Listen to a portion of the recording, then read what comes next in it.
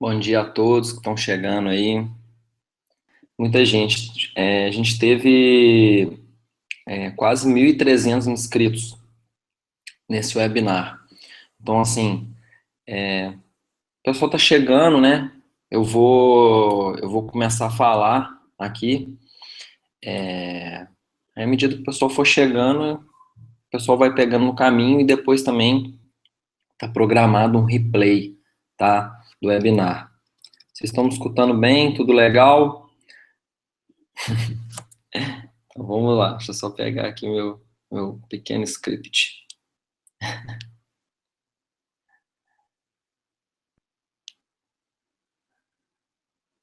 Tá. Bom, pessoal, eu vou compartilhar então uma tela com vocês, que é o webinar propriamente dito, tá? Só um minutinho. Obrigado aí pelas mensagens, tá, pessoal? O pessoal realmente está tomando café, é muito legal isso. Bom, vamos lá então, vou compartilhar aqui com vocês. Ah, que bom, tá tudo ótimo então. Massa mesmo. Pô, show. Então vou compartilhar aqui, aí a gente conversa. Eu só vou esperar o meu apoio lá em Brasília.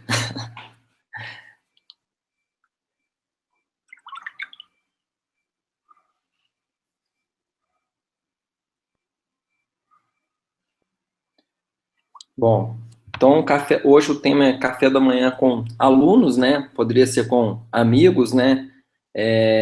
Realmente estou muito feliz de estar aqui hoje. Eu espero que esse webinar seja útil para vocês, tá?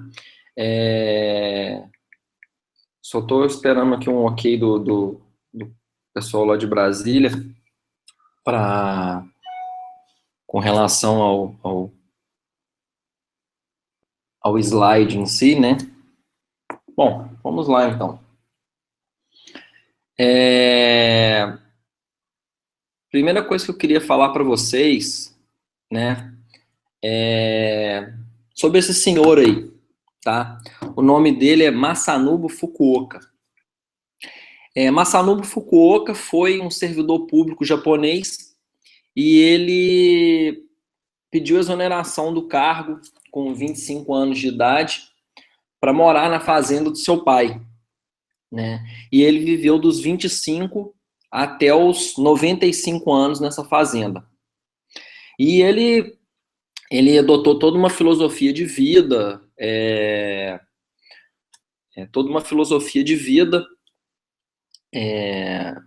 do menor esforço, né, vamos dizer assim, de trabalhar pouco, mas também ser bastante eficiente. Então ele escreveu livros sobre isso, né?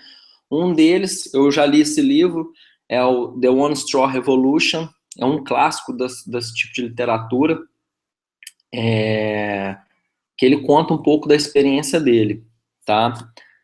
E reza a lenda que a produtividade da plantação do Fukuoka era muito alta, né? Então os cientistas americanos, japoneses, ficavam encucados com aquilo. Falavam, como que esse senhor, com técnicas rudimentares, muito simples, consegue ter uma produtividade tão alta? Então tem uma história no livro muito legal, em que um cientista americano vai lá na fazenda do Fukuoka. O cientista é especialista em aranhas, né? E o Fuku tem um problema na plantação, acho que de centeio ou de trigo, não sei, que dá muita aranha nessa plantação. Então as aranhas elas cobrem com teia essa plantação, né? Fica como se fosse assim uma neve em cima da plantação. Então o cientista chegou lá para o Fukuoka e perguntou: seu Fukuoka, eu estou vendo que a sua plantação não tem nenhuma aranha, o que o senhor faz para conseguir tirar essas aranhas daí? Ao Fukuoka disse assim: bom, eu não faço nada. Ao cientista: pô, como assim você não faz nada? Né? Aí o Fukuoka disse assim: não faço nada, simplesmente eu espero, eu percebi que as aranhas elas formam umas bolas com as teias e quando vê, de repente um dia o vento leva essas aranhas. Então Ou seja, ele não precisa interferir em nada e as próprias aranhas, elas vão embora com o vento, tá? O cientista falou, pô, mas só isso? Isso é muito simples, eu sou um doutor em aranha, eu estudo isso a vida toda, fiz mestrado em aranhas na plantação de centeio, como que o senhor me vem me dizer que é só isso que o senhor faz? Aí o Fukuoka tá assim, não, isso é realmente muito simples, só que eu levei 60 anos para descobrir, né? Então, o que eu vou passar para vocês hoje é tudo muito simples, só que eu levei uma vida para descobrir.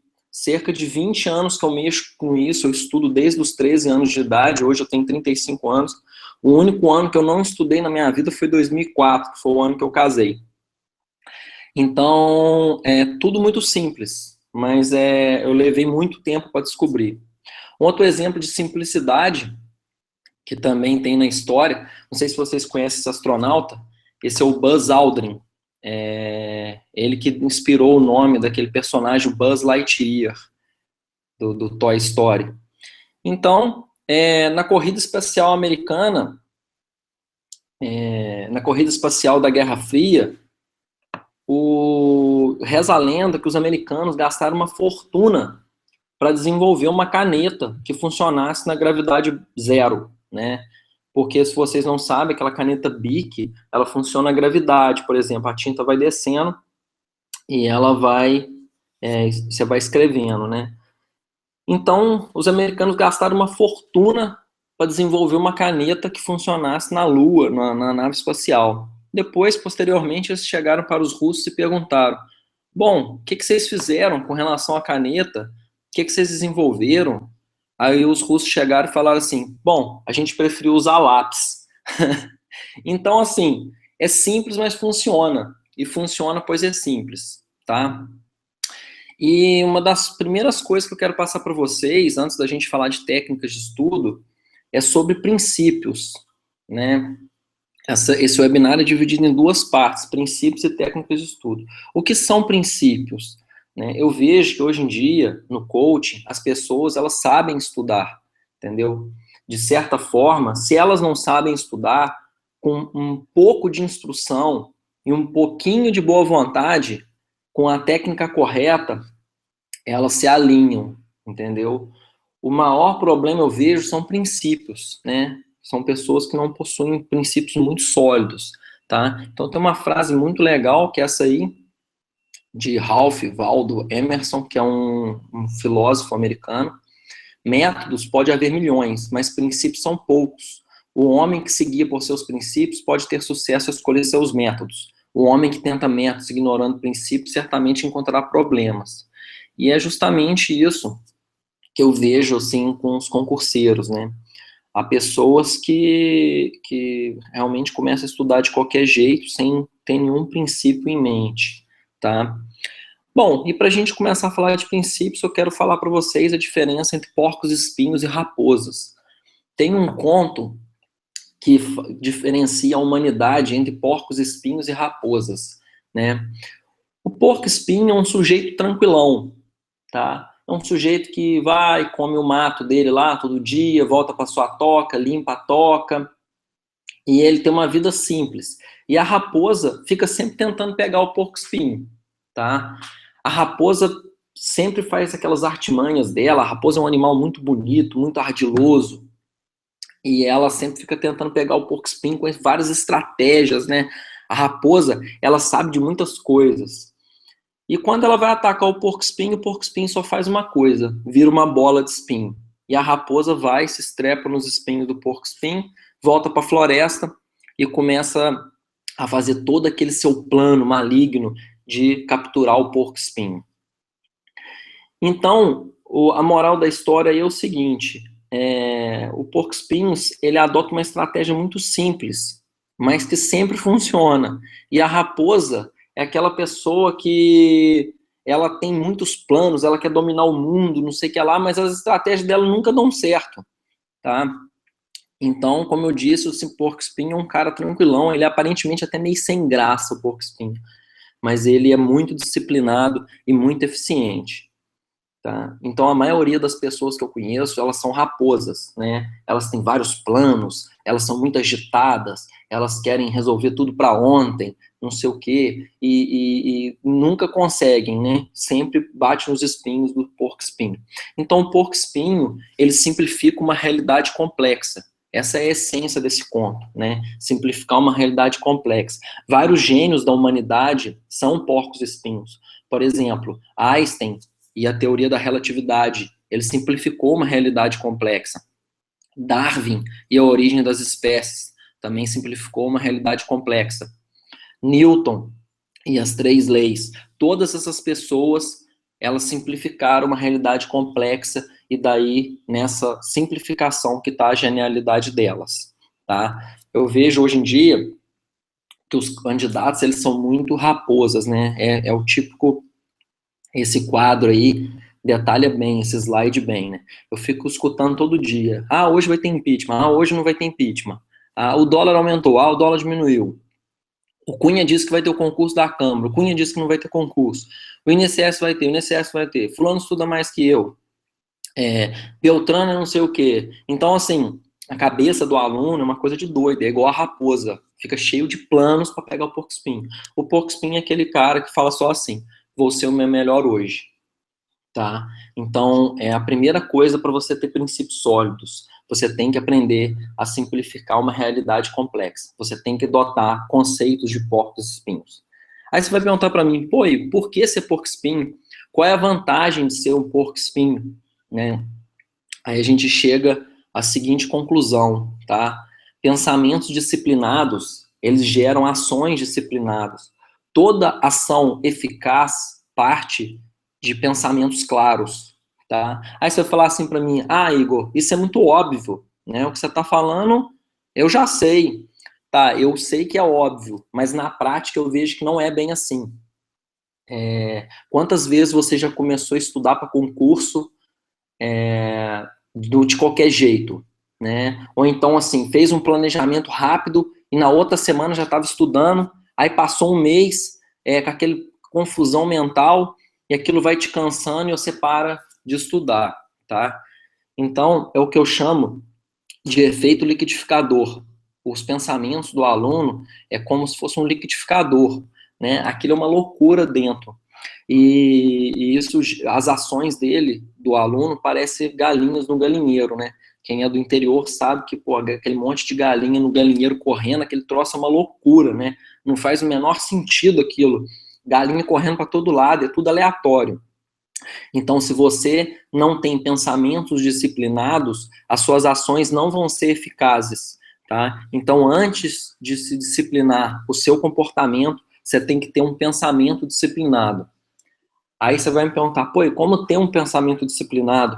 Como se tornar um porco-espinho? Justamente, adotando princípios, tá? Princípios são como um norte de uma bússola. Eles não deixam você se perder. Eles não deixam que você caia em modismos. Concurso público, esse ambiente de concurso público tem muito modismo com relação a um monte de coisa, a técnica, a concurso, a edital, enfim. E o aluno que não tem um princípio sólido, ele vai embarcando em tudo que é coisa que vai aparecendo, tá? E ele vê que aquilo futuramente não era para ele, e ele acaba arrependendo, e isso mina a capacidade de continuar do aluno e promove muita desistência, tá? Eu vou dar alguns exemplos para vocês de princípios agora, para vocês entenderem, tá bom? Bom, esse é um personagem de anime que se chama Naruto. Eu adoro esse desenho, vejo com meu filho. E o Naruto é um cara que cresceu sozinho. O Naruto o pai com a mãe dele morreu e ele não era, vamos dizer, como é que eu vou explicar para vocês? Não era bem visto na aldeia dele. E apesar de tudo, ele sempre superava os desafios dele e ele queria se tornar um grande ninja, né, um mestre ninja. E ele sempre falava, esse é meu jeito ninja, eu não desisto nunca e eu não volto atrás com a minha palavra. Então esse é um exemplo de princípio, em que pese todas as dificuldades, eu não volto atrás com a minha palavra, esse é meu jeito ninja. Outro exemplo de princípio, dessa vez aplicado ao meio corporativo, né? Há um caso de doença chamada oncorcerose, que em inglês é river blindness. O que acontece com essa doença? É uma mosca que pica a pessoa e essa mosca deixa larvas na pessoa e essas larvas, ela vai pro olho da pessoa. Elas vão pro olho e cega a pessoa. Então, você imagina uma aldeia que os homens, a força de trabalho é cega, né? Como é a economia dessa aldeia, né? Essa economia ela entra em colapso por conta dessa doença. No Brasil, essa doença existe só lá nos Yanomamis. No norte, elas foram trazidas, essa doença foi trazida por escravos africanos.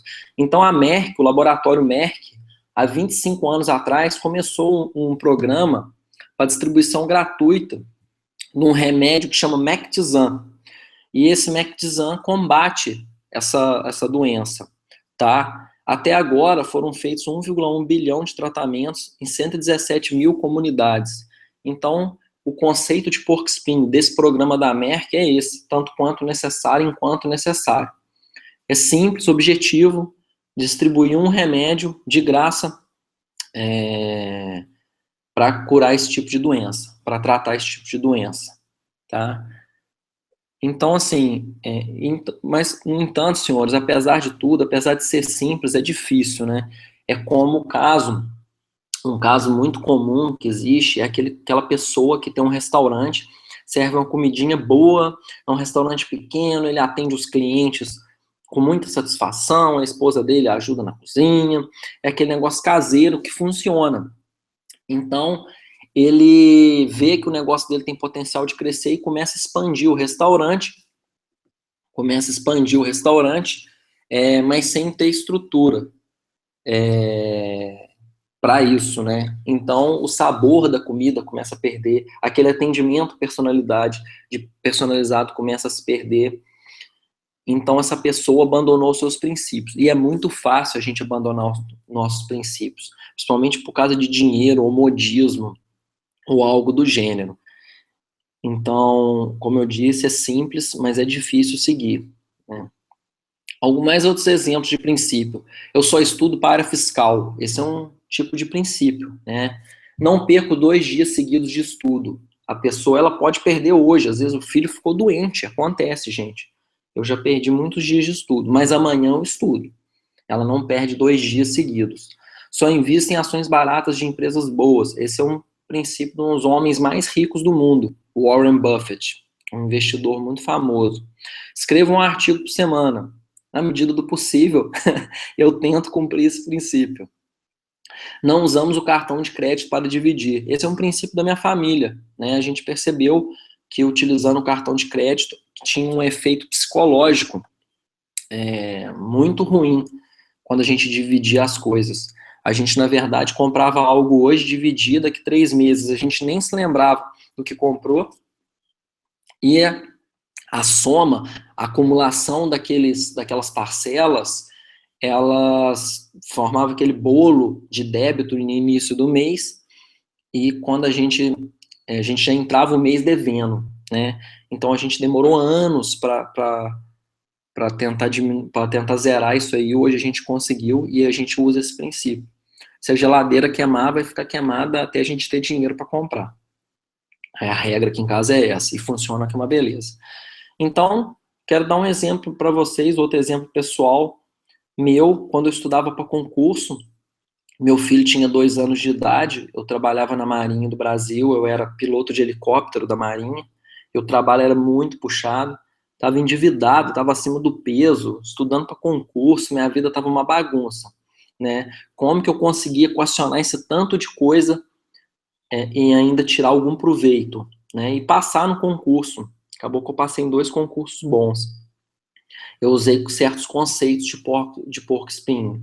Eu sempre falava para mim, vou ser meu melhor hoje, vou ser disciplinado e calmo, tá? Então seja fiel aos seus princípios, tá? Seja como o Naruto, o porco espinho e o programa da Merck. Não seja como o dono do restaurante que se vendeu em troca de modismos ou dinheiro ou sei lá o que, tá? Você pode ter todo tipo de motivação do mundo.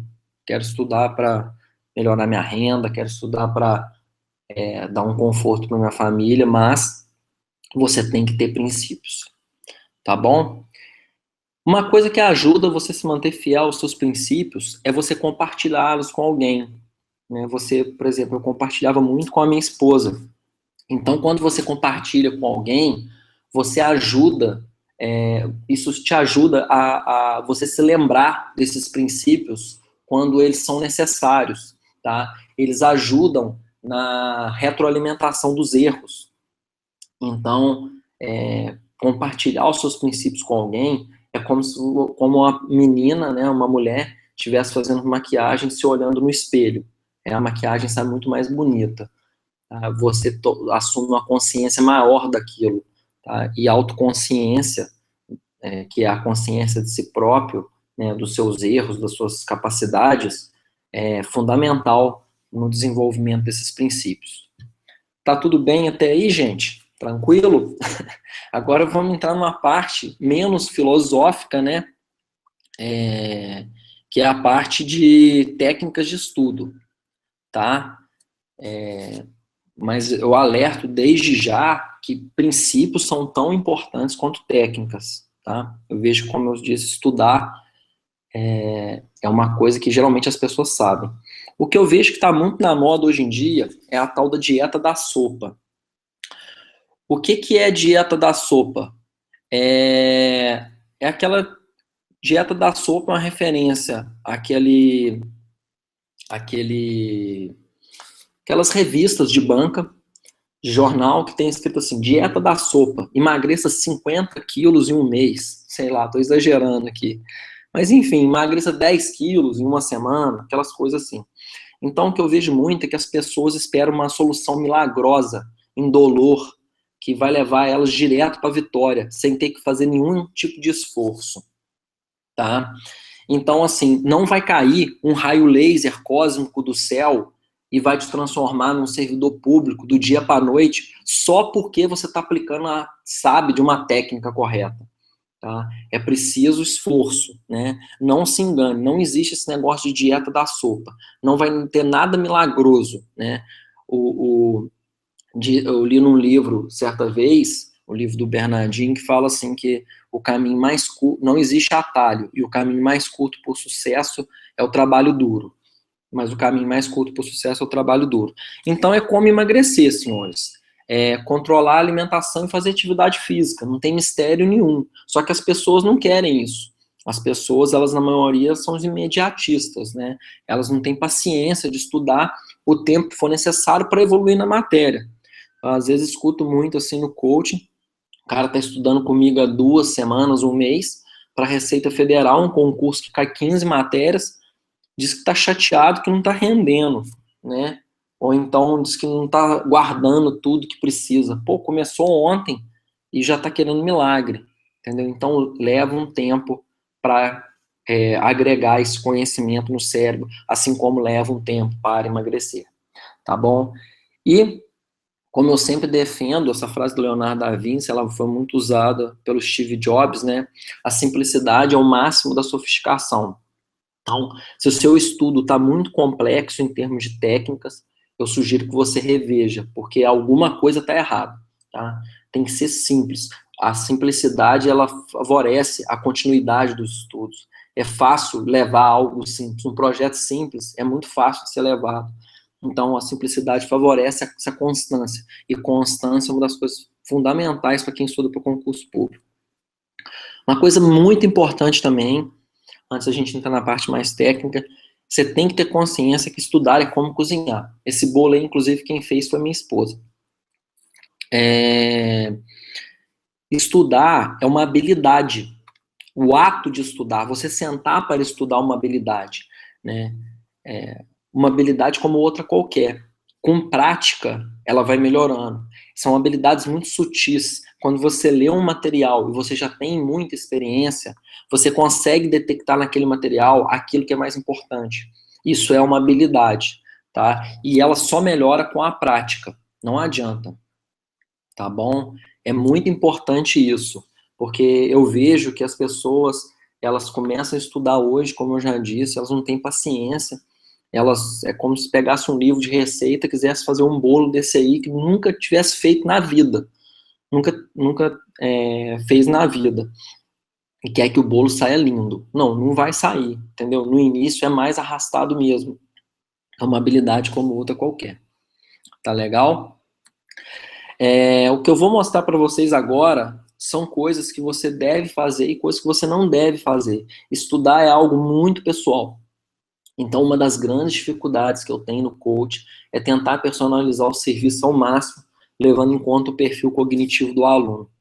É difícil, porque cada pessoa é de um jeito, tá? Mas é muito recompensador quando você acha o ponto ótimo, tá bom?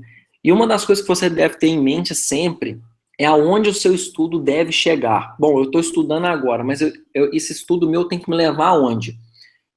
Você tem que chegar nisso aí, tá? A sua prova vai ser de questões aleatórias e redações, ou não, né? Ou redações, tem concurso que não cai. Mas 99% dos concursos que eu vejo por aí são compostos de questões aleatórias mais redações. Então, independentemente do método que você estiver utilizando, da técnica de estudo que você estiver utilizando, o seu estudo tem que convergir todo para isso aí. No final das contas, próximo da sua aprovação, provavelmente você vai estar fazendo 90% do seu tempo você vai estar fazendo isso aí. Questões aleatórias mais redações. Isso é muito importante, porque eu vejo que tem aluno que mastiga muito mingau. O que é mastigar mingau? Mingau não precisa ser mastigado, é só você engolir. Então o aluno às vezes pega o livro de teoria e lê o livro de teoria 200 vezes. Aí vai fazer a prova e sai mal, entendeu? Por quê? Porque ele não obedeceu esse princípio. Ele tem que convergir o estudo dele para isso. Então você tem que criar condicionamento para a prova. O que é condicionamento para a prova? Vamos dizer, um teste de avaliação física, é um bom exemplo, um TAF, tá? No TAF você tem que fazer barra, certo?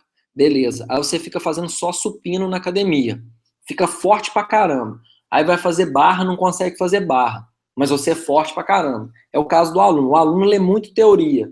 E ele sabe tudo que está no livro de teoria, mas ele não consegue aplicar na prática. Ele não está condicionado para a prova. Tá? E concurso público, basta que você marque o X no lugar certo e acerte mais que seus concorrentes. Não tem mistério, entendeu? É difícil, claro, você tem que estudar muito, mas é simples, tá? Desde que você obedeça isso aí. Uma coisa que você deve fazer sempre é ser proativo na busca por excelência. O que eu vejo é que tem aluno que tem preguiça, né? É muita preguiça. O cara abre o livro, ele fica contando página para acabar, pedindo pelo amor dos céus que aquilo acabe logo, porque ele não aguenta mais. Ele pode nem falar, mas no fundo ele fica desejando isso, tá? Cada página que ele lê é como se fosse um sofrimento para ele. Então, um exemplo que eu gosto muito de trazer é redação. Às vezes eu peço ao aluno do coach para fazer uma redação, aí o aluno pega, me manda a redação não tem parágrafo, a redação não tem letra maiúscula, a redação falta acento. Um aluno desse vai passar num concurso top para ganhar 15 mil reais? Pô, não vai passar nunca, entendeu? Se ele não mudar o comportamento dele, não vai passar. Então, buscar a excelência é você não aceitar que tudo aquilo que você faça, tudo aquilo que você produz seja top, entendeu? Você não aceita o mais ou menos, vamos dizer assim. Então, a cada página que você lê, a cada questão que você faz, a cada redação que você faz, você tem que buscar excelência sempre. Aí você vai falar assim, isso é muito óbvio. Pô, é óbvio, só que quase ninguém faz, entendeu? Tem uma frase que eu gosto muito, que é essa aí: a maioria dos homens prefere morrer a ter de pensar, e muitos morrem, né? Eu vejo que as pessoas elas têm preguiça de pensar. Então, quanto mais proativo você for na busca desse conteúdo, mais você vai render nos estudos. Às vezes não tem mistério nenhum. Tem aluno que às vezes reclama comigo assim, Igor, minha nota de português é baixa. 60% que eu acerto nas questões. Eu falo assim para o aluno, pô, camarada, então faz o seguinte, lê com mais atenção. Só isso que você vai fazer. Você vai ler o texto com atenção, responder as questões com atenção. Já tive casos na média do aluno subir de 60% para 85%, 90%, só do cara ler com atenção. Ou seja, o cara estava fingindo que está lendo. E se você finge que estuda, você finge que passa. Essa que é a verdade, tá? Então eu vejo que as pessoas elas têm mania de buscar essa tal da dieta da sopa, algo milagroso que elas não vão precisar fazer esforço nenhum e que vão levar elas direto para um cargo público. Só que isso não existe. Você tem que ser proativo. Enquanto você não se doa ao projeto de passar no concurso público, você não vai passar. Não adianta. E quanto mais proativo você for na busca do conhecimento, melhor. Tem uma pirâmide que mostra isso.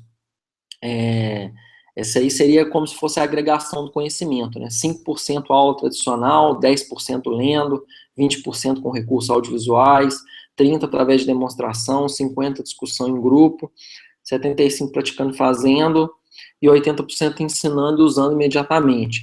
Ou seja, quanto mais caminhamos para a base da pirâmide, ou seja, quanto mais proativo é o nosso comportamento frente àquele estudo, maior é a agregação do conhecimento, chegando aí a 80%, tá? Pode ver que os mais passivos, que é a aula tradicional, que você fica só vendo ali o professor falar, você é totalmente passivo, você retém muito pouco. E na prática a gente vê que é isso mesmo, tá? Por exemplo, eu dei aula no ponto, ainda dou de certa forma, de contabilidade pública, e apesar de eu sempre, desde que comecei a estudar essa matéria, sempre gostar muito e eu me dava bem com ela, sabia, sentia confortável, trabalhava com ela, mas quando você começa a ensinar, você eleva o seu nível de conhecimento para um outro patamar, porque realmente você tem que ser proativo na busca desse conhecimento. Há um outro princípio também que fala, isso é usado muito em treinamento de empresa, 70, 20, 10, tá? 70% você aprende com experiência e prática, né? 20% você aprende com conversa network e 10% você aprende com curso formal. E realmente, no meu trabalho a gente faz curso, né? Você aprende no curso, mas você aprende muito mais conversando e aplicando aquilo na prática. Então, a melhor técnica de estudo que existe, e eu falo isso com muita segurança para vocês, é estudar com interesse, tá? Isso realmente muda o nível do seu estudo, tá bom? O que eu vejo hoje, muita gente hoje em dia, é os contadores de página, né? O cara fica só contando página ali, ele acha que contar a página, ele acha que é um joguinho, né, de tablet, ele fica ganhando dinheiro ali e vai ficando cada vez melhor, né? Não é assim que funciona, não é só quantidade, você tem que embutir qualidade, tá? Por que que há pessoas que estudam 3 horas e com o mesmo material de outras pessoas que estudam também 3 horas, umas passam em concurso público e outras não passam em concurso público? Aí você vai falar para mim assim, é porque fulano fez resumo? Ah, porque fulano fez questão? Não, não é só isso, é porque fulano interessou. Tá? O como você faz conta muito. E você tem que se perguntar o tempo todo durante seus estudos. Eu realmente estou fazendo um esforço sincero para entender isso? Ou eu estou viajando aqui na maionese? Eu não estou presente nos meus estudos. Então essa frase, eu realmente estou fazendo um esforço sincero para entender isso, ela deve nortear os seus estudos o tempo todo. Tá? Então, quando você for fazer uma redação, capricha na redação, leia a redação de novo, entendeu? Faz para a gravação. Eu conheço o aluno no e-mail que ele me manda. No primeiro e-mail de contato que ele me manda, eu já sei mais ou menos como é que é o aluno. Porque eu já atendi muita gente e, notoriamente, assim, a gente vai desenvolvendo uma certa habilidade de mexer com gente. Tá bom? Uma coisa que você deve fazer também, que eu vejo que dá muito certo, aí é o caso lá do Fukuoka, né? Eu demorei 20 anos para descobrir. É você ter uma meta semanal. É o que eu falo para o aluno no coaching, foco no treino. O aluno, quando estabelece uma meta semanal em termos de páginas, questões, revisão na semana, lei seca, fazer redação, quando ele consegue agregar isso tudo na semana e ele distribui isso na semana, por motivos assim, não são óbvios, assim, né? Por exemplo, as pessoas, elas gostam de trabalhar por meta. Por exemplo, no meu trabalho, eu trabalho por meta, né? É muito melhor você trabalhar por meta do que por horário. Você se sente muito mais confortável. Se eu chegar para você e falar assim, fulano, você tem que ler 2 horas desse livro. É diferente eu chegar para você e falar assim, fulano, você tem que ler 10 páginas, 20 páginas. Você tem que fazer 30 questões. Quanto mais concreta for sua meta, mais fácil de administrar e mais motivado você vai ficar para cumprir ela.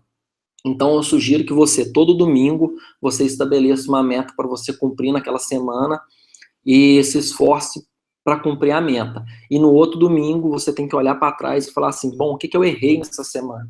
Né? O que eu fiz de errado nessa semana? O que eu posso melhorar para a semana seguinte? Eu posso aumentar essa matéria? Eu posso diminuir aquela outra? Eu vou revisar aquilo? Eu vou revisar outro assunto? Eu vou ler que norma essa semana? Eu vou ler a Constituição? Eu vou ler a Lei 8666?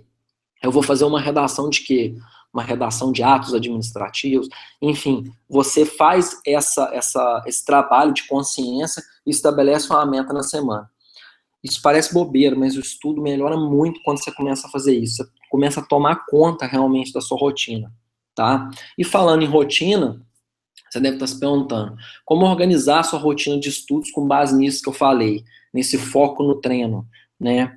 Bom, como eu disse, semanalmente eu acho uma boa ideia, funciona bem. Na prática, funciona muito bem, tá? É, isso ajuda a você levar o seu foco do produto para o processo. E quando você leva o seu foco do produto para o processo, que no caso você leva o foco seu de passar num concurso, que pode ser algo muito longe na sua mente, para o seu estudo semanal, isso ajuda bastante a você não procrastinar, tá? Então, quando você não procrastina, obviamente, você consegue estabelecer uma rotina de estudos mais constante, tá? Se você traz o seu horizonte temporal para um período mais curto, né? Então, você sabe, passar na Receita Federal, no TCU, no Banco Central, pode ser algo muito distante na sua cabeça, mas estudar aquelas páginas e fazer aquelas questões naquela semana é algo que você consegue fazer, tá ao seu alcance, né? O horizonte temporal é curto. Aí você vai perguntar para mim, Igor, como é que eu divido esse horário então? A medida de divisão de horário de estudo deve ser sua capacidade de concentração. Então, gente, eu já vi de tudo na vida. Tem aluno que gosta de estudar uma matéria por dia, tem aluno que gosta de estudar uma matéria a cada X minutos, uma matéria depois da outra, que é o famoso ciclo de estudo. Enfim, o que você não pode fazer é estudar desconcentrado. Então você não pode sentar e ficar imitando outro concurseiro. A gente vê esses depoimentos de concurseiro bem-sucedido e a gente tenta imitá-los, né? E acaba ficando uma cópia mal feita dessa pessoa. Então, a pessoa que estuda uma matéria por dia, para mim, Igor, por exemplo, não funciona, mas para aquela pessoa funciona. Então, você vai saber, Igor, como é que eu sei disso? Essa que é a beleza da coisa, você não precisa saber de nada, você tem que testar para ver o que funciona para você. Então, cada pessoa é de um jeito. Eu só não recomendo que você estude uma matéria por vez, apesar de que eu já vi dar certo. Tem um colega meu que passou na Receita Federal, ele estudou uma matéria por vez. Aí você pode falar assim, ele está errado? Não, ele não está errado. Ele passou na Receita Federal, hoje ele é auditor, estudou uma matéria por vez. Tá? Então, você tem que realmente descobrir aquilo que funciona para você e não seguir aquilo que os outros fazem, que os outros disseram que é certo, tá? Eu, por exemplo, o Igor, como aluno, eu gosto de estudar em períodos curtos, de 40 minutos, talvez, algo do gênero, tá bom? Já eu conheço, tem alunos meus que estudam matéria por dia, então ambos vão chegar no mesmo lugar, tá? Eficiente é se conhecer e se concentrar, tá bom? Aqui é um gráfico que eu fiz para você entender o que eu estou querendo dizer. A concentração, você começa ali nos 100%, vamos dizer, à medida que o tempo de estudo vai passando, sua concentração chega a um ponto que ela se esgota, tá? E você precisa tirar um intervalo de tempo para você restabelecer a sua capacidade de atenção, tá bom? Isso basicamente resume. Agora, esse tempo de estudo pode ser um dia, pode ser meia hora, pode ser 40 minutos, varia de matéria para matéria. Você tem que testar. E você pode estar se perguntando de novo, como saber o que funciona para mim? Mais uma vez, você tem que testar, tá bom? E só existe uma regra, você tem que estudar concentrado, você tem que estudar presente. Não adianta fingir que estuda, porque mais uma vez vai fingir que passa. Aí você vai me perguntar para mim, Igor, e qual é o meu ritmo de estudo, né? Como saber qual é o meu ritmo de estudo? Eu tentei pegar esse gráfico na internet, eu não consegui. Eu tive que pegar a foto da palestra do cara. Esse aí é o Khan, esse cara na esquerda, Salman Khan, do Khan Academy. É um site muito famoso de educação no mundo, tá? Que atende gratuitamente milhões de pessoas. E esse gráfico representa a evolução de alunos cumprindo determinadas tarefas. Então, nessa palestra, ele mostra que tem alunos que no início disparam, que são os gráficos da parte superior. Eles disparam, começam a fazer todas as tarefas e chegam no final. Há alunos que seguem mais devagar, são os gráficos mais baixos. Mas no final das contas, todo mundo chega aonde deve chegar. Então, por exemplo, tem alunos que no coach começam com um ritmo já bom e conseguem manter esse ritmo. Eu, Igor, como aluno, eu sou um cara que sou muito lento no início. Eu demoro a pegar no tranco, mas depois que eu pego no tranco, eu acelero muito rápido. Então, cada pessoa tem um ritmo de estudo, tá bom? Não se preocupe com isso. Obedeça ao seu ritmo de estudo, encontre o seu período de estudo que você consiga concentrar, tá? E estabeleça um treino semanal. Como organizar esse treino semanal? Uma coisa bem simples. Eu vou dar uma ideia para vocês aqui de planilha de treino semanal. Você pode colocar o seu foco, Receita Federal, SUSEP, às vezes você quer ser meu amigo de trabalho, e coloca um princípio seu, vou ser meu melhor hoje, algo do gênero, só para te motivar. No lado esquerdo, você estabelece metas semanais de estudo. Português eu vou ler 20 páginas. Direito constitucional eu vou ler 10 páginas e fazer 30 questões. E assim vai. Tá legal? E uma forma fácil também de organizar revisões, eu vou falar sobre revisões mais na frente, é você estabelecer uma meta de revisão, tá? Você pode colocar, essa semana eu vou revisar no sábado de manhã. O que você vai revisar? Aí você coloca a matéria que você vai revisar. Tá legal? Eu vou entrar em mais detalhes em revisão mais à frente. Isso aqui é só para organizar. Normas, mesma coisa. Você coloca a norma que você vai ler essa semana. Essa semana eu vou ler do artigo 1 ao 41 da Constituição Federal. São artigos que caem muito.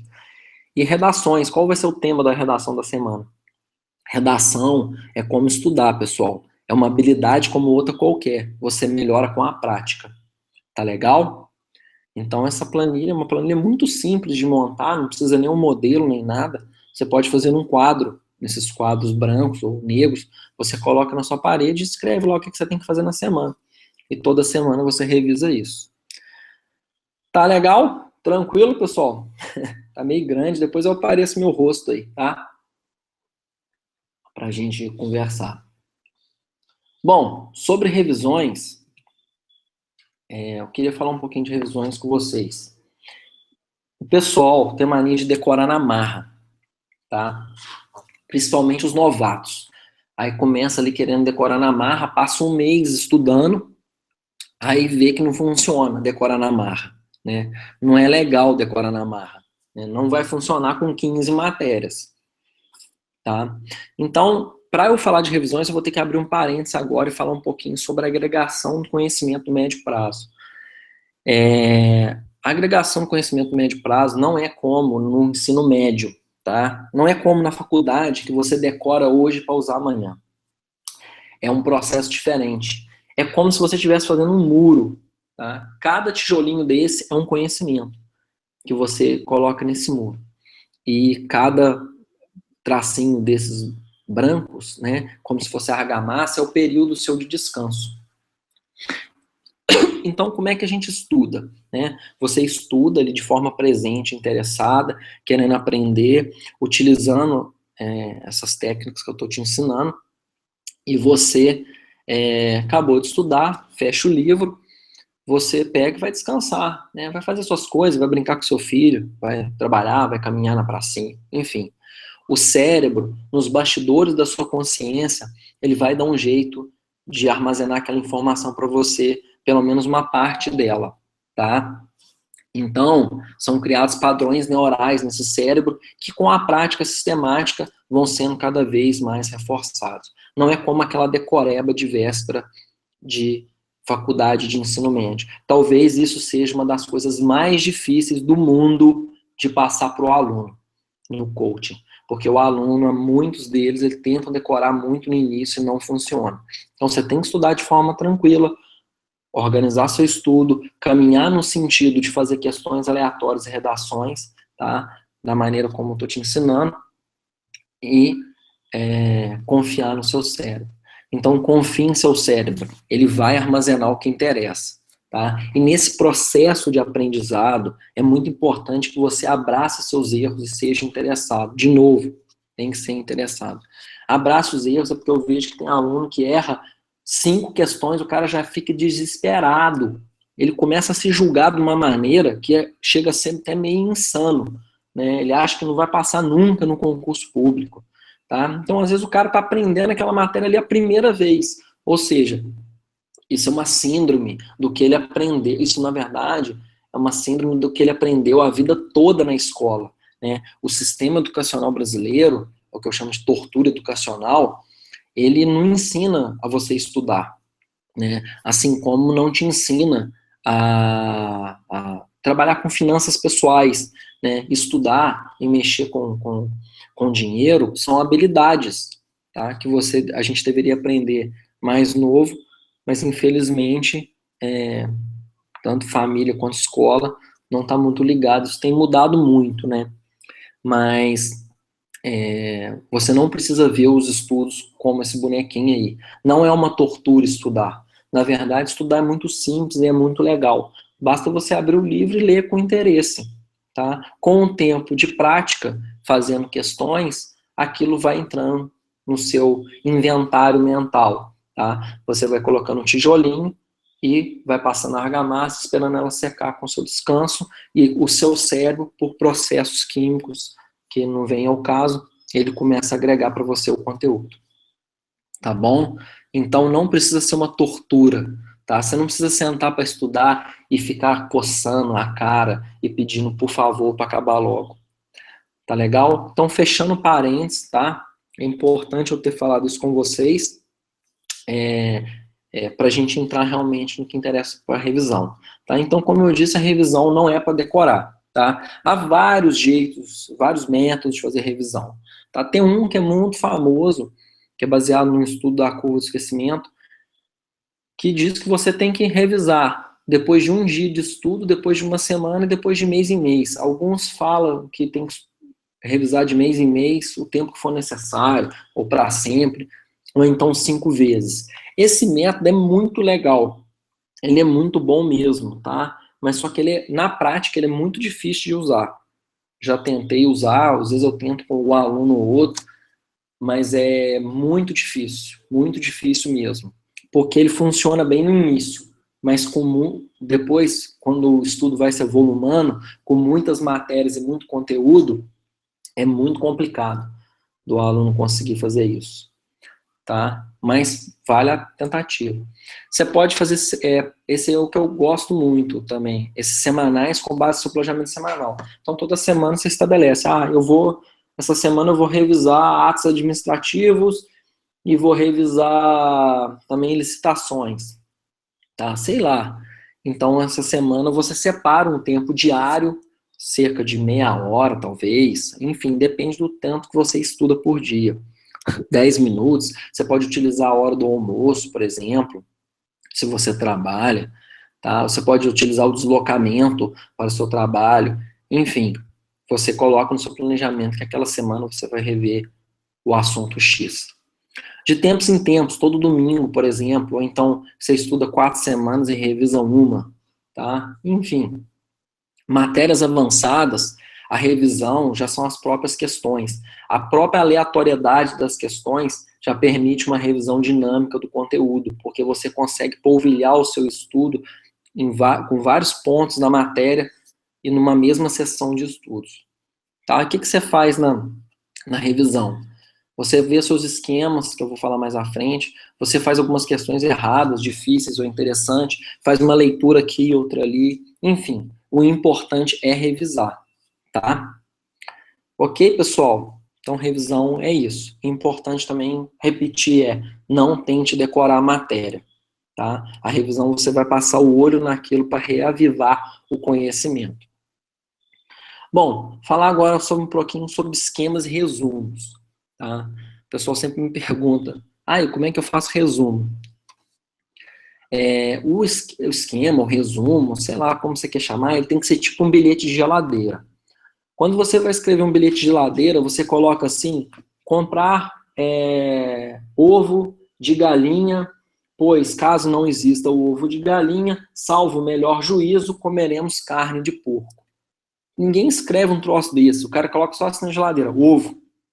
E aquilo, aquele bilhete indica para ele um conceito, e esse conceito ativa no cérebro dele a lembrança de que ele tem que comprar ovo de galinha no mercado mais próximo. Então, o esquema e resumo tem que ser feito assim, tem que ser em hiperlinks, né?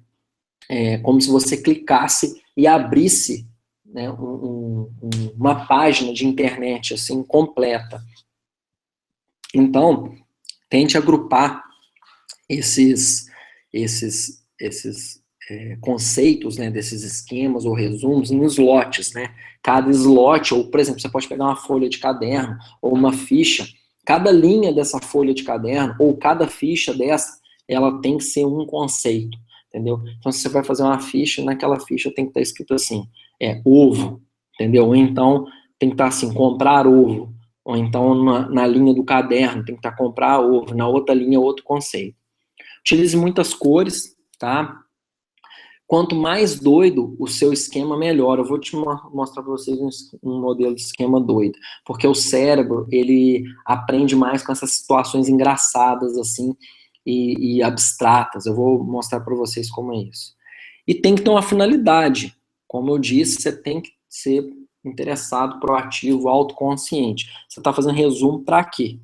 Né? Para isso você tem que se perguntar sempre. Eu vejo que às vezes tem gente que faz uns resumos enormes, aí você já usou, eu pergunto para o aluno, você já usou? Não, nunca usei. Então o cara perdeu um tempão fazendo aquilo, tá? A regra muito importante em resumo é essa aí, não adote uma postura passiva. O que é uma postura passiva? Copiar por copiar. Em resumo é isso, tá? Você abre o livro e começa a copiar o livro, tá? Todo comportamento passivo, ele não gera padrão neural. Então, quando você for fazer o resumo, interessante, às vezes você lê o conceito, fecha o livro e escreve com suas palavras, tá? Você tem que forçar a confecção desse resumo, tá bom? Mentalmente. Eu vou mostrar para vocês alguns exemplos de resumo agora, ou esquemas, como queiram chamar. Esse aí é um esquema de matemática, né? Progressão geométrica aritmética. Esse esquema ele é bem popular, né? Que você faz uma bola no meio e depois vai abrindo com setas laterais. Não há regras, tá, pessoal? Você tem que fazer o esquema da forma que você consiga visualizar melhor, entender melhor aquilo. Não tem assim, o Igor faz com a bola no meio, então eu tenho que fazer. Não, não é assim. Você tem que fazer aquilo que funciona para você. Tá bom? Esse é um exemplo de esquema doido. A aluna vai colocando as figuras e vai puxando as setinhas, né? Ela colocou a foto do Einstein mostrando a língua, colocou a foto do laranja e maçã. É uma doideira. E funciona bem isso aí, porque ela vai lembrar, tá? Eu tenho certeza que vai acabar esse webinar, vocês vão lembrar. Essa apresentação, vocês vão lembrar dessas figuras. Esse é um exemplo de esquema feito no próprio livro. Não precisa você fazer no caderno ou numa ficha. Eu mesmo fazia esquemas ao final do capítulo, né? E rapidamente, quando eu ia revisar, eu olhava aquele esquema ali no final do capítulo. Tá bom? Esse é um esquemão de uma aluna que fez um resumo para contabilização da receita, da despesa orçamentária. Ela fez todo um esquema, empenho, liquidação, pagamento e foi mostrando, tá? Você vê o nível de proatividade dessa aluna, né?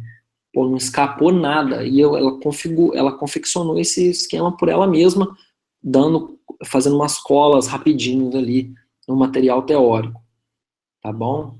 Tem que ser proativo. Esse esquema é um esquema que eu gosto muito, ele é muito colorido e traz realmente o que interessa, né? É bem interessante esse esquema e é um exemplo muito bom a ser seguido. Então, em termos de esquema, a regra é única. Alunos proativos e interessados sentem uma necessidade natural de organizar as informações. O aluno, às vezes, ele quer passar no concurso público, aí, de novo, ele usa a dieta da sopa, né? Ele abre o livro e o pessoal fala com ele assim, não, tem que fazer resumo. Aí o cara abre o livro e sai copiando o livro. Então, um aluno desse vai passar? Não, vai ficar, pode até passar, mas vai ficar sofrendo, porque ele não vai aprender só copiando. Tá legal? Tá acabando, viu, gente? Eu prometo. Eu tenho mania de falar muito.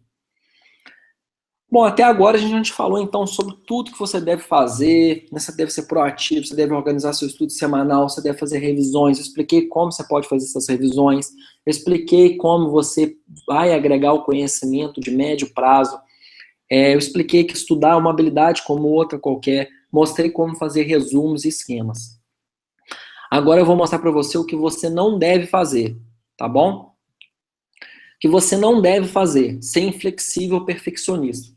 Há alunos que fazem um planejamento de uma maneira que, se naquele dia ele não consegue estudar aquilo que estava determinado, o aluno pira, né? Ele pira de uma maneira que aquela pirada influencia o comportamento dele por semanas. Ou seja, não basta ele não estudar naquele dia, ele ainda se deixa influenciar por aquele dia perdido semanas a fio, ou dias a fio. Então, assim, é importante você ser comprometido, mas ser comprometido não é ser perfeccionista, tá? O perfeccionismo, ele só atrapalha, tá? Você tem que buscar excelência, mas você tem que ter um certo grau de desprendimento, de desapego, você tem que ser flexível. Se o seu filho está doente, você tem que levar ele no médico, se o seu filho está doente, você tem que levar ele no médico. Você não tem que ficar batendo boca com você mesmo, tipo, ai meu Deus, eu não vou passar, eu não sei o que. Se você não conseguiu cumprir seu planejamento por um motivo justo, que você realmente não conseguiu, então não tem que se estressar. Você tem que se replanejar durante a semana e tentar cumprir sua meta até domingo, tá bom? Ou o dia que você marcou para encerrar sua semana. Tá legal? Um outro exemplo de perfeccionismo é aquele aluno que ele na hora da leitura, se ele não estiver absorvendo simplesmente tudo que ele estiver lendo, ele fica doido, ele não se dá por satisfeito. Então, assim, como eu disse, estudar não precisa ser uma tortura. Basta que você leia com atenção e espere a argamassa secar. Tá joia? Outra coisa que você não deve fazer é preocupar-se mais com os meios que com os fins. Eu vejo que tem alunos que são verdadeiros especialistas em concurso público. Eu pergunto pro cara, o cara sabe técnica de estudo pra caramba, sabe tudo que fazer, o cara só não faz. Tá? Então, o cara se preocupa muito com os meios, ele tem tudo, tem todos os materiais, sabe todas as técnicas, o dever de casa, de base, ele faz muito bem, só que ele não consegue estudar. E no fundo, o que interessa é estudar com qualidade e continuidade, tá? Achar, outra coisa que você não deve fazer, né? Achar que apenas uma boa técnica vai resolver sua vida, né? Que eu já pulo para a dica de baixo. Confundir falta de vontade com técnica ruim. Tem aluno que não quer estudar, a verdade seja dita, entendeu? Aí ele fica falando que não sabe estudar. Na verdade, ele não quer estudar, que é muito diferente de não saber estudar, tá? O aluno que tem boa vontade, de uma forma ou de outra, ele vai encontrar o caminho dele. Tá? O aluno que não tem vontade, ele vai ficar enrolando e botando culpa em todo mundo, na banca, na técnica, enfim. Chovendo no molhado, adotar um comportamento passivo, né? Copiar por copiar, ler por ler. O cara que abre o livro e fica ali fingindo que está lendo. Não pode, gente. Isso aí tem que ficar muito gravado na mente de vocês. Vocês têm que ser proativos na busca do conhecimento. Ser arrogante no sentido de já ganhei, né? Eu já fui arrogante na vida. E eu digo para vocês que é um caminho muito ruim. Você começa a se lascar assim, e você não aceita, sofre muito. Então, assim, a melhor coisa que tem é você ter humildade para aprender, humildade perante aquele material, né? Perante aquela questão, perante aquela matéria. Você, quando adota essa postura de aprendiz, seus estudos eles fluem de uma forma muito mais leve. Tá legal? Beleza, gente? Tá fechando. Então, assim, é o que eu chamo de aluno equilibrado, né? O aluno, ele aplica técnicas simples, né? E ao mesmo tempo tem princípios sólidos, né? Como diz, técnica simples, proatividade, constância, princípios sólidos. O aluno equilibrado, ele consegue conjugar a disciplina com a calma, né? Disciplina não é euforia, isso não existe, tá? Eu fui militar por 15 anos. E militares sérios, eles são tranquilos, eles cumprem a missão deles, mas não fica, poxa, dando show, soltando fogos de artifício, tá bom? A pessoa é calma. O aluno equilibrado, ele busca excelência, mas ele tem uma certa dose de desapego para não deixar que o perfeccionismo atrapalhe a continuidade dos estudos dele. Tá? O aluno equilibrado, ele tem fé no cumprimento da missão. Ele sabe que, de alguma forma, aquele estudo, ele quer, ele sente, ele deseja que aquele estudo dele vai levar ele a algum lugar. E, ao mesmo tempo, ele foca na jornada. Tá? O aluno equilibrado, ele fomenta uma cultura de disciplina. O que é cultura de disciplina? Cultura de disciplina é você acreditar que a disciplina, calma e constante, ela vai melhorar a sua vida, né, em tudo. Então, o aluno equilibrado, ele aplica essa cultura de disciplina, né. O Brasil está em crise, gente? Tá em crise. O Brasil está numa crise econômica muito feia. Ano que vem vai chover vaga de concurso público? Não, não vai chover vaga de concurso público. Mas o aluno que consegue manter uma cultura de disciplina, ele certamente vai colher frutos dessa disciplina, tá? Então, em que pese todas as dificuldades que o nosso país está vivendo, em que pese as dificuldades individuais de cada um, quando você consegue estabelecer uma cultura de disciplina baseada em princípios sólidos, a sua vida vai melhorando. Beleza, gente? Então, para encerrar, queria deixar essa frase, é uma frase que a gente usa muito aqui em casa: o otimismo é o antibiótico da vida. Então, por pior que esteja a situação, quando você é otimista e consegue aplicar princípios sólidos, distribuídos no tempo, né, suas atitudes eficazes, bem pensadas, você vai colher algum resultado. Tá legal? Bom, muito obrigado. Eu vou agora encerrar aqui o compartilhamento de tela com vocês. Bom, é isso, gente. Espero que eu não tenha falado muito, né? Eu tenho por hábito falar muito, né? Então, assim, espero que tenha gostado, ajudado vocês, tá? Bom, é isso então. Eu vou tirar algumas dúvidas que tá aqui no chat, tá legal? Quem quiser perguntar alguma coisa, pode colocar aqui no chat.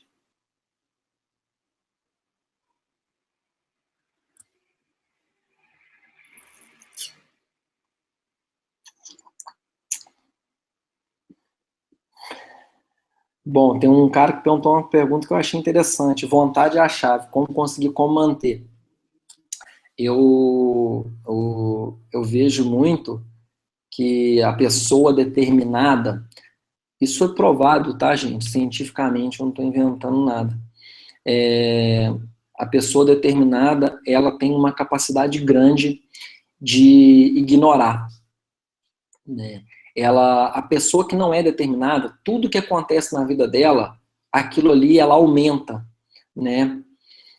Então, a pessoa que é determinada, ela ignora. Então, por exemplo, ela vai fazer uma questão, ela erra, ela ignora. Ela aprende com aquilo e vai embora, né? Ela vai estudar uma matéria, a matéria é difícil, ela lê aquilo ali na medida do possível e tá difícil demais, ela pega e ignora, né? E vai embora. A pessoa que não é determinada, tudo é desculpa para ela, tá? Então, como manter a vontade constante? Ignorando. Ignora os obstáculos, entendeu? Tenta tratar daquilo, mas não fica preso àquilo mentalmente. Segue em frente.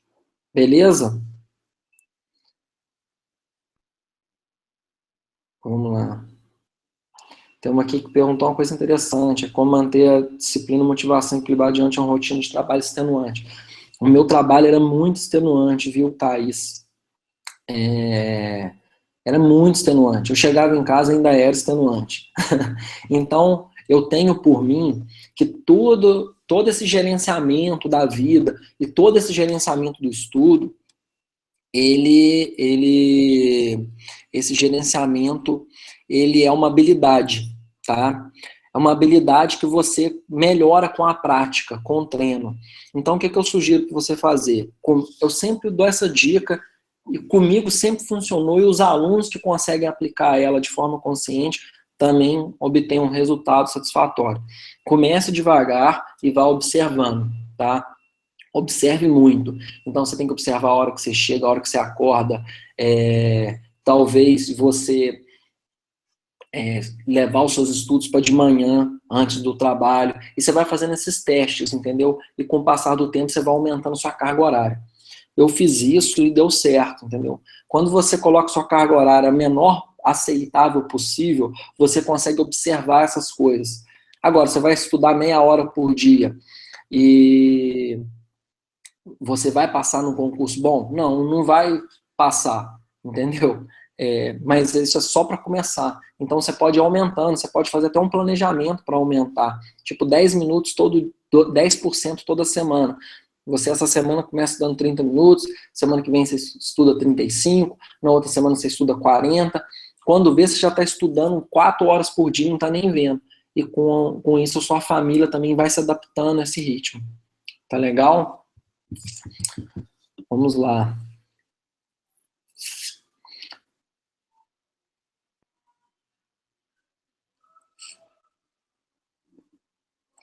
Bom, tem muitas perguntas aqui, eu vou selecionar algumas, tá?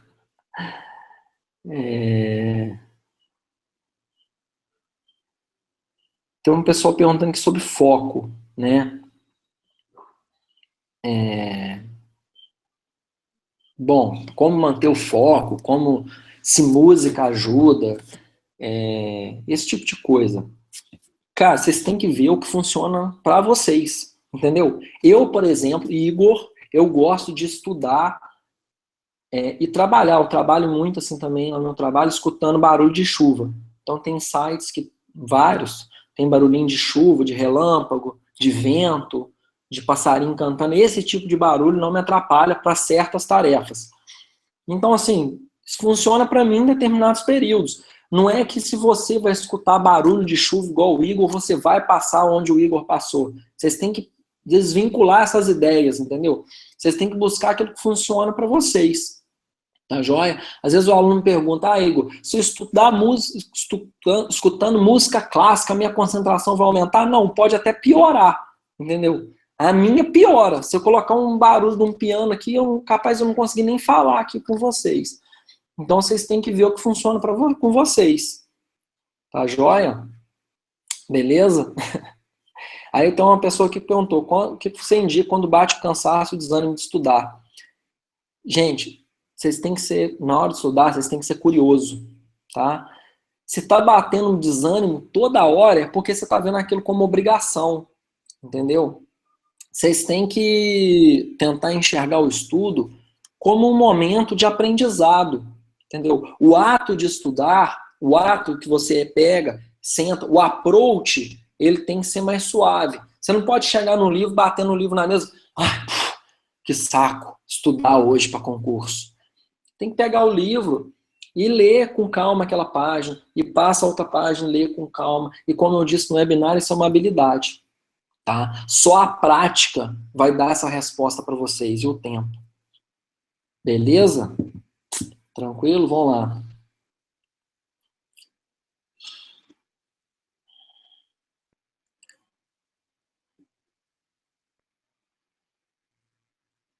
Vamos lá.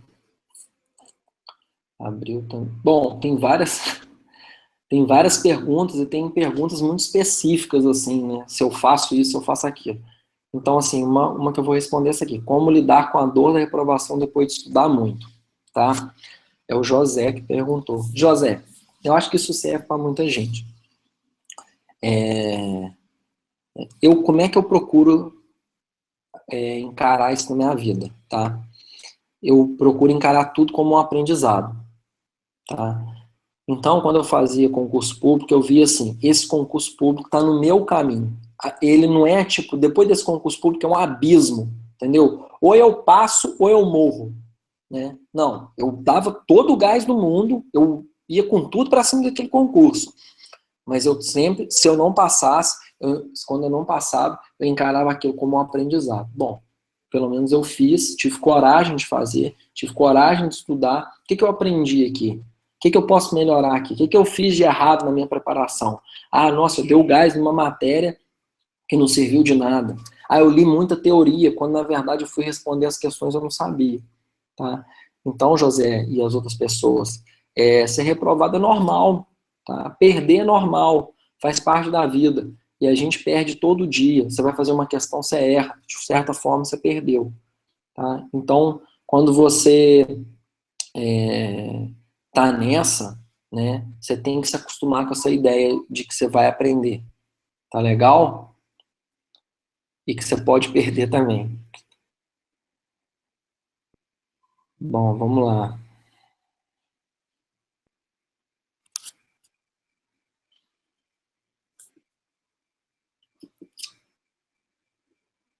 Você pode me explicar como o militar dorme pouco e consegue render? O militar, eu fui militar por 15 anos, né? Fui oficial fuzileiro e fui piloto de helicóptero também. Então, assim, o militar, ele é acostumado desde novo a se comportar com disciplina. Não é que ele seja disciplinado, ele é obrigado a comportar-se com disciplina. Então, eu entrei na Marinha com 15 anos de idade, e desde aquela época eu fui forçado, fui obrigado a me comportar com disciplina em tudo e a buscar a excelência. Se eu pegasse, fizesse uma redação para um professor meu na Marinha e entregasse um lixo, pô, eu tava ferrado, entendeu? Então, desde novo, você se acostuma a buscar a excelência, você se acostuma a se comportar com disciplina. E de tanto fazer isso, de tanto se comportar dessa forma, você acaba modulando os seus pensamentos. Então você passa a ser uma pessoa disciplinada. E tem um princípio básico de motivação, de psicológico, enfim, que quando você faz uma coisa na sua área na vida, geralmente ela transborda para outras áreas. Então, se você é um bom atleta, você aplica disciplina para estudar, você aplica disciplina para treinar, com algum ajuste você consegue aplicar disciplina para estudar, tá? Então é isso que o militar tem de diferente. O cara desde novo está nesse ritmo. E às vezes acontece no concurso público, a pessoa a vida inteira negligenciou os estudos. Ou seja, a habilidade dela de cozinhar, de estudar, ela não tem habilidade nenhuma. Então ela começa a estudar, ela fica desesperada. Tá? E se você estuda muito desde novo, é claro que sua habilidade vai ser melhor. Qual é a diferença? Nada, só tempo. A pessoa começou mais cedo. Tá legal? Vamos lá.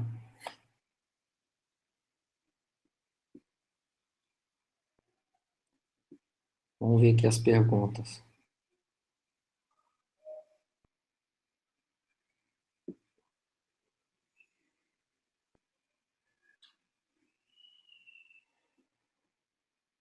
Bom, tem várias perguntas assim, é possível estudar só por questões comentadas, ou então assim, a pessoa, vamos dizer assim, sobre resumo também, né? Se a pessoa, sobre resumo é algo pessoal. Gente, assim, o que eu aconselho vocês fazerem? Estude um material teórico e de questões de fixação, e depois vai estudando só por questão comentada. Basicamente é isso. O material teórico de fixação, vocês têm que entender o seguinte: quando vocês forem fazer as questões de fixação, a questão de fixação é como se fosse um braço da teoria. Tá? Você não pode fazer uma questão de fixação, que o nome já diz fixação, de um assunto que você viu a primeira vez na vida. Você erra aquela questão e entra em desespero. Gente, isso é normal. Tá? Você tem que ver aquela questão e ver como que você pode aprender com aquela questão. Tá legal? Tá joia? E resumo é algo muito particular, tá? Eu, por exemplo, não escrevo quase nada. Escrevo, não escrevia, né? Escrevo esquemas, assim, muito pontuais de determinados pontos da matéria. Tem aluno que gosta de escrever mais, tá? Então, assim, é muito pessoal mesmo. Não tem como. Não vai, vocês não vão achar um livro que fala para você assim, em 50 páginas você tem que resumir 5 páginas. Vocês não, isso é perfeccionismo, tá? Isso não existe. Simplesmente não tem como medir isso. É igual o ritmo de estudo, né? Cada pessoa aprende de um jeito. Você vê isso em criança e em adulto. Tem criança que aprende a ler em 2 semanas, tem criança que demora 6 meses, tem criança que demora 1 ano. Todo mundo aprende a ler, mas cada um no seu ritmo. Beleza? Vamos lá.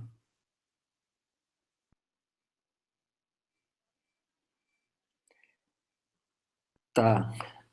Tem uma pergunta aqui que é bem interessante sobre tempo de estudo. Tem uma outra também que é de filhos aqui.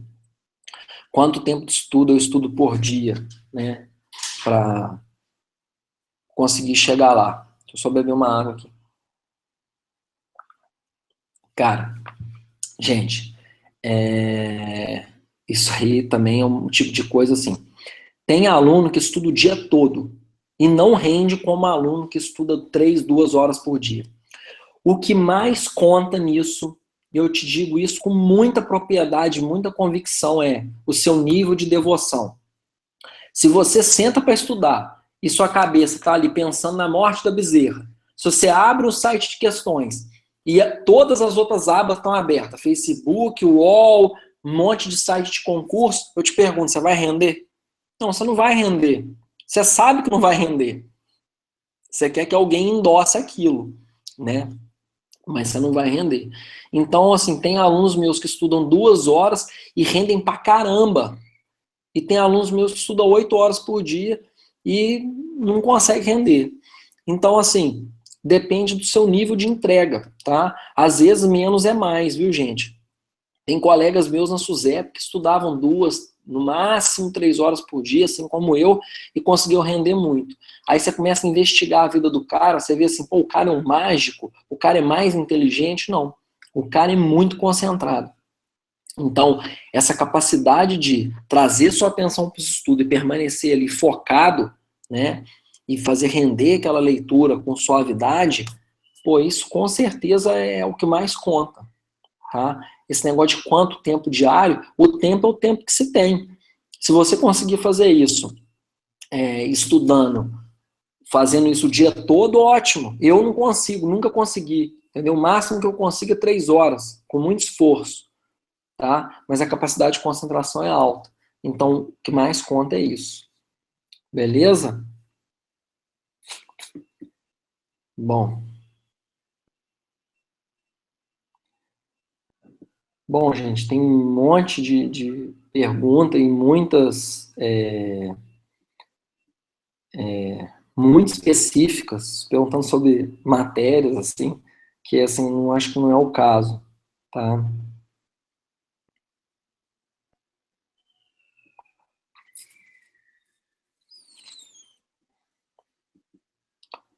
Pera aí.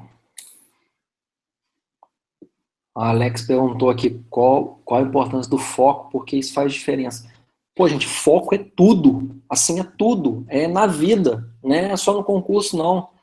Não estou falando foco só de saber o que fazer. Ah, eu quero esse concurso. Eu estou falando foco de você sentar e colocar a leitura, né? Isso é o que mais conta. É como um treino de atividade física. Você vai para academia, você fica 2 horas na academia, você enche boca para falar, fico 2 horas na academia, mas dessas 2 horas você fica 1 hora e meia conversando. Aí vai um cara lá na academia que fica meia hora. Quando você vê de fora, você fala, pô, esse cara ficou meia hora, esse cara ficou 2 horas, mas esse cara de meia hora, no tempo que tá lá, ele não consegue nem respirar. Ele tá treinando full ali. Qual que rende mais? Qual que é mais eficiente? Pô, o de meia hora. E isso é igual nos estudos. Tem aluno que vai senta para estudar, o cara fica enrolando, entendeu? Ele vai fazer o site de questões, ele fica vendo o Facebook, faz a questão. Ele faz uma questão, vê o UOL. Ele faz 2 questões, vê o Twitter, não sei o que. Esse cara rende? O cara pode estudar o dia inteiro, mas não rende. Então foca tudo, tá? Bom, deixa eu ver aqui se tem mais alguma.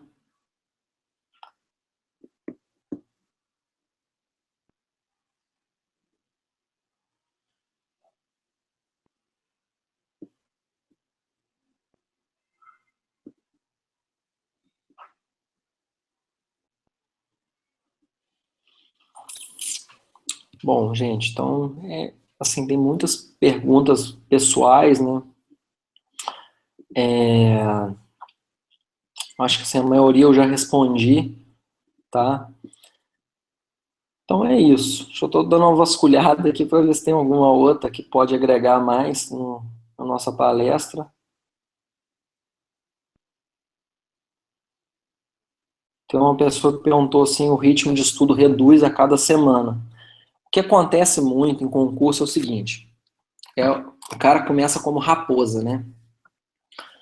A pessoa começa a estudar para concurso público, ela quer dominar o mundo em uma semana. Tem um colega meu que começou a estudar junto comigo. Eu comecei a estudar meia hora por dia, ele começou a estudar 5 horas.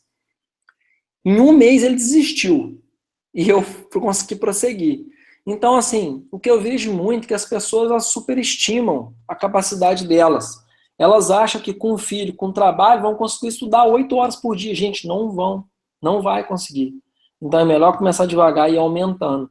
Quando você faz isso, você nunca se decepciona. É igual corrida. Há uns 6 meses atrás eu voltei a correr. Comecei correndo 3 quilômetros. Corria 3 quilômetros. Fiquei correndo 3 quilômetros uns 2 meses. Agora já estou correndo 10. Entendeu? Eu não comecei correndo 10 para depois diminuir para 3. Porque aí você fica chateado. Tá? Então comece devagar e aumente sempre. O importante é não parar. Tá? É você ter constância. Tá joia?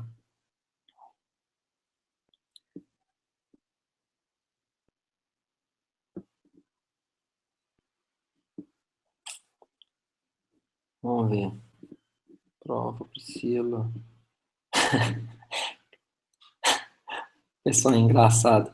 Cadê o abraço de Minas Gerais? Bom, pessoal, um abraço a todos, tá?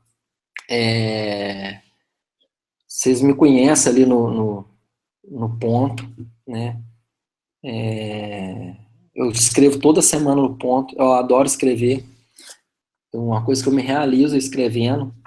E ali nos meus artigos semanais, geralmente aos finais de semana, vocês conseguem me encontrar. Me encontrar também um pouco do meu trabalho, sobre o coach, sobre o programa motivacional. Tá legal, gente? Eu agradeço do fundo do coração vocês terem participado desse evento comigo de manhã. Sei que é um horário meio ingrato, ainda mais para domingo, mas eu agradeço mesmo de coração. A gente teve milhares de inscritos, literalmente, e foi muito bom, tá? Eu aprendi muito também aqui com as dúvidas de vocês. Tá joia? Tô vendo aqui umas saudações aqui, pessoal. Obrigado aí, tá, gente? Tô lendo tudo aqui que vocês estão postando, tá bom? E então é isso, tá? Estudem com proatividade, estudem com interesse, se organizem, foquem em ser disciplinado, que o resto vai dar certo, tá? Tem um pessoal que tá falando aqui que tem 2 sábados que eu não escrevo. Na verdade, eu não escrevi sábado passado, né? E essa semana foi o webinar. É isso, gente. Então, beleza. Então, um grande abraço para vocês aí. Bom domingo. Tchau, tchau.